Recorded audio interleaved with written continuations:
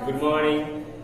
हम लोग पढ़ रहे थे इकाई 3 निर्माण उद्योग, जिसमें पिछले वीडियो में हम लोग जाना कि निर्माण उद्योग क्या होता है और कौन कौन से उद्योग हमारे यहाँ कब विकसित हुए और उद्योगों का विकास हमारे देश में कब हुआ।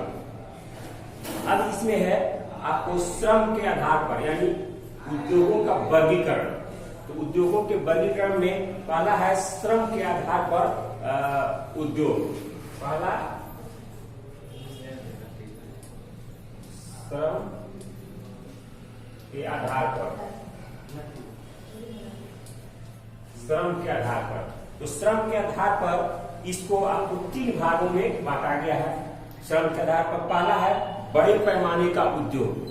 बड़े पैमाने का उद्योग कहने का मतलब है वैसा उद्योग जिसमें बहुत अधिक श्रम और पूंजी की जरूरत होती है, उसको हम बड़े पैमाने के उद्योग के अंतर्गत रखते हैं, जिसमें आपको लौह उद्योग, सीमेंट उद्योग, सूती कपड़ा उद्योग, ये आपको बड़े पैमाने के उद्योग होते हैं, बड़े पैमाने का उद्योग होते हैं। उसके बाद मध्यम पैमाने का उद्योग।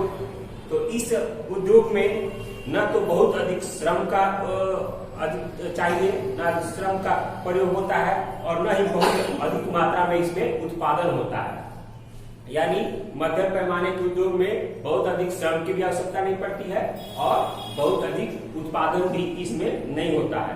ऐसे उद्योगों में साइकिल, रेडियो, टेलीविजन, इन सारे उद्योगों को रखा जा सकता है आपको मध्यम पैमाने के उद्योग में। तीसरा है छोटे पैमाने का उद्योग।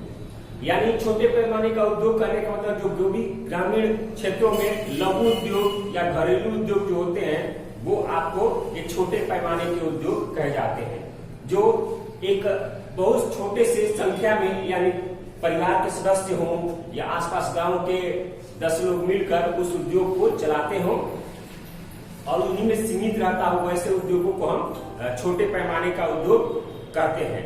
ऐसे उद्योगों में आपको हस्तशिल्प कला या आभूषण निर्माण, ये सारे आपको उद्योग आ जाते हैं छोटे पैमाने के उद्योग में। अब दूसरा है कच्चे माल के आधार पर उद्योग। यानी कच्चे माल के आधार पर दूसरा कच्चे माल के आधार पर, कच्चे माल के आधार पर। तो कच्चे माल के आधार पर भी इसको आपको 3 भागों में बांटा गया है, 2 भागों में बांटा गया है। एक भारी उद्योग और एक हल्के उद्योग।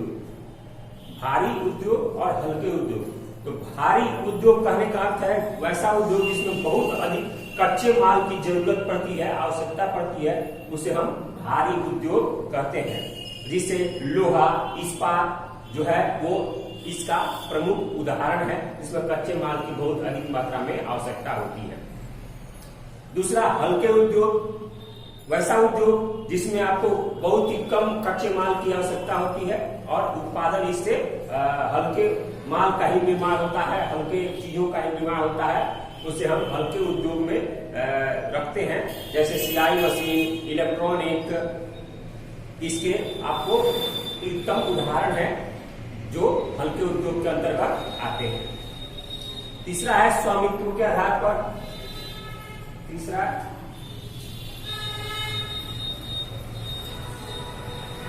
स्वामित्व के आधार पर।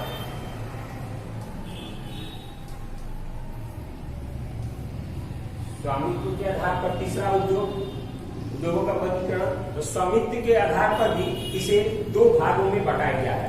एक सार्वजनिक उद्योग और दूसरा संयुक्त अथवा सहकारी उद्योग। सार्वजनिक उद्योग, इसमें भारी एवं आधारभूत उद्योग शामिल होते हैं सार्वजनिक उद्योग में।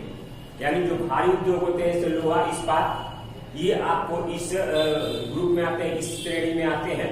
और आधारभूत उद्योग यानी जो उद्योगों का आधार होता है जैसे लोहा, इस्पात, ये उद्योग आपको इसमें आते हैं, इसके अंतर्गत आते हैं। और इनका संचालन जो होता है वो सरकार स्वयं करती है। यानी सार्वजनिक उद्योगों का संचालन देश की सरकार स्वयं करती है। इनमें आपको दुर्गापुर का, भिलाई का, राउरकेला का जो इस्पात केंद्र है, लौह उद्योग केंद्र है, जो लौह उद्योग संयंत्र है, कंपनी है, फैक्ट्री है, वो आपको भारत सरकार उसका देखरेख करती है, भारत सरकार उसका संचालन करती है। तो ऐसे उद्योगों को हम आपको आधारभूत उद्योग या सार्वजनिक उद्योग के अंतर्गत रखते हैं। दूसरा, संयुक्त अथवा सहकारी उद्योग। संयुक्त अथवा सहकारी उद्योग, संयुक्त करने का मतलब, सहकारी करने का मतलब जो ऐसा उद्योग जो दो लोगों के द्वारा मिलकर चलाया जाता हो, वैसे उद्योगों को हम सहकारी और संयुक्त उद्योग के अंतर्गत रखते हैं। वैसा उद्योग जो दो लोगों के, दो या दो से अधिक भी हो सकते हैं, लोगों के द्वारा मिलकर वो उद्योग चलाया जाता है, उसे संयुक्त अथवा सहकारी उद्योग कहते हैं। ऑयल इंडिया लिमिटेड, महाराष्ट्र में चीनी उद्योग, अमूल जो गुजरात में है, वो इसके प्रमुख उदाहरण है। ये दो या दो से अधिक व्यक्तियों के द्वारा मिलकर इस उद्योग को चलाया जाता है और ये आपको संयुक्त अथवा सहकारी उद्योग के आधार पर आते हैं, उसके अंतर्गत आते हैं। उसके बाद है कच्चे माल के स्रोत के आधार पर। चौथा, कच्चे माल के स्रोत के आधार पर। तो कच्चे माल के स्रोत के आधार पर पहला है कृषि आधारित उद्योग, जिस उद्योग का कच्चा माल आपको कृषि से प्राप्त होता है, वैसे उद्योग को हम कृषि आधारित उद्योग कहते हैं। जैसे आपको गन्ना उद्योग, जूट उद्योग, रेशमी कपड़ा उद्योग, ऊनी वस्त्र उद्योग, पटसन उद्योग, ये आपको जो भी उद्योगों हैं, उद्योग हैं, उसके जो कच्चे माल है वो आपको कृषि से प्राप्त किए जाते हैं। तो ये आपको हो गया निर्माण उद्योग का, जो उद्योगों का वर्गीकरण किया गया है 4 भागों में, वो हो गया।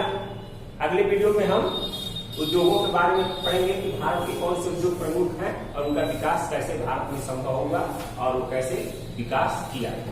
अगले वीडियो में मिलेंगे। धन्यवाद।